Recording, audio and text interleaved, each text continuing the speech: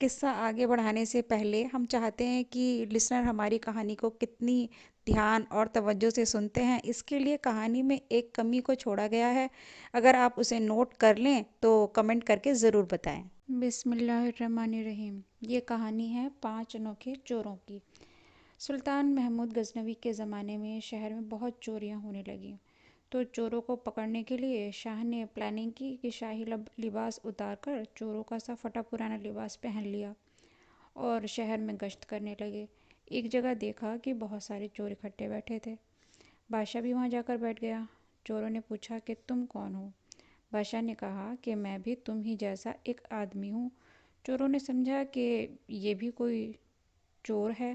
انہوں نے کہا کہ ہم لوگ تو ایکسپرٹ ہیں، کوئی عام چور نہیں، تم اپنا کوئی ہنر بتاؤ۔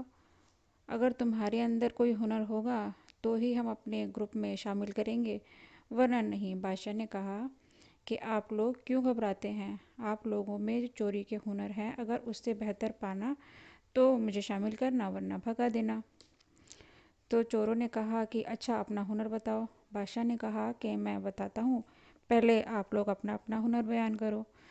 ایک چور نے کہا کہ میرے اندر یہ فن ہے کہ میں اونچی سے اونچی دیوار پھاند کر ہو جاتا ہوں، چاہے بادشاہ کا قلعہ ہی کیوں نہ ہو۔ دوسرے نے کہا کہ میری ناک میں خاصیت ہے، جہاں خزانہ دبا ہوتا ہے میں مٹی سونگھ کر بتا دیتا ہوں کہ یہاں خزانہ ہے۔ تیسرے چور نے کہا کہ میرے بازو میں ایسی طاقت ہے کہ چاہے کتنی موٹی دیوار کیوں نہ ہو، میں گھر میں گھسنے کے لیے سوراخ کر دیتا ہوں۔ چوتھے نے کہا میں ماہر حساب ہوں، کتنا بھی بڑا خزانہ ہو چند سیکنڈ میں حساب لگا کر بانٹ دیتا ہوں۔ پانچویں نے کہا میرے کانوں میں ایسی خاصیت ہے کہ میں کتے کی آواز سن کر بتا دیتا ہوں کہ کتا کیا کہہ رہا ہے۔ چھٹے نے کہا میری آنکھوں میں یہ خاصیت ہے کہ جس کو اندھیری رات میں دیکھ لیتا ہوں، دن میں اس کو پہچان لیتا ہوں۔ اب سب چوروں نے بادشاہ سے پوچھا کہ یا چور بھائی، تمہارے اندر کیا خاص بات ہے؟ شاہ محمود غزنوی نے کہا کہ میری داڑھی میں ایک ایسی خاصیت ہے کہ جب مجرموں کو پھانسی کے لیے جلادوں کے حوالے کر دیا جاتا ہے، اگر اس وقت میری داڑھی ہل جائے تو وہ سب پھانسی سے چھوٹ جاتے ہیں۔ یہ سن کر چور خوشی کے مارے کہنے لگے کہ آپ تو چوروں کے سرتاج ہیں، جب ہم کسی مصیبت میں پھنسیں گے تو آپ ہی کے ذریعے ہم آزاد ہو پائیں گے۔ آخرکار فیصلہ ہوا کہ آج بادشاہ کے یہاں چوری کی جائے، کیونکہ آج سب چور بہت پاورفل اور سمجھدار تھے، اور مصیبت میں چھڑانے والا وہ داڑھی والا بھی ساتھ تھا۔ اس لیے سب بادشاہ کے محل کی طرف چل پڑے۔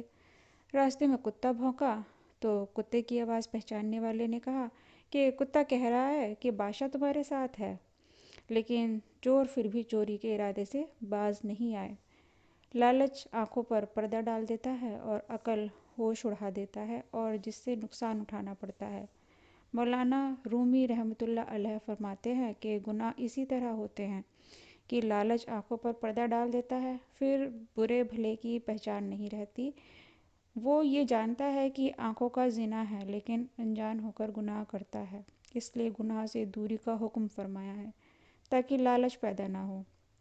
لہٰذا بادشاہ کے یہاں چوری ہوئی، چوروں نے خزانہ لوٹا اور جنگل میں بیٹھ کر سب کا حصہ دے دیا۔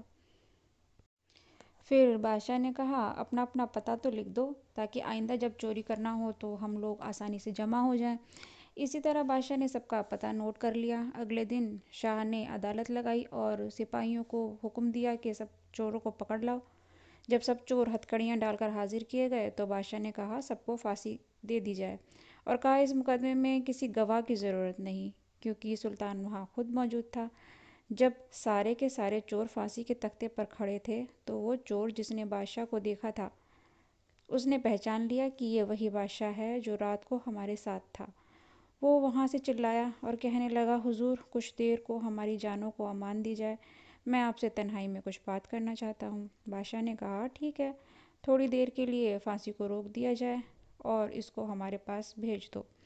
چور نے حاضر ہو کر عرض کیا کہ بادشاہ سلامت، ہم میں سے ہر ایک نے اپنا اپنا ہنر دکھا دیا، لیکن بدقسمتی سے ہمارے سب کے سب ہنر جن میں ہم کو ناز تھا، انہوں نے ہماری بدقسمتی کو اور بڑھا دیا، اور آج ہم تختۂ پھانسی پر ہیں۔ اے بادشاہ، میں نے آپ کو پہچان لیا ہے۔ آپ نے وعدہ کیا تھا جب مجرموں کو پھانسی پر چڑھایا جاتا ہے اس وقت غیب کے کرم سے اگر آپ کی داڑھی ہل جائے تو مجرم پھانسی سے چھوٹ جاتے ہیں، لہٰذا اپنے ہنر کا ظہور فرمائیں تاکہ ہماری جان بچ جائے۔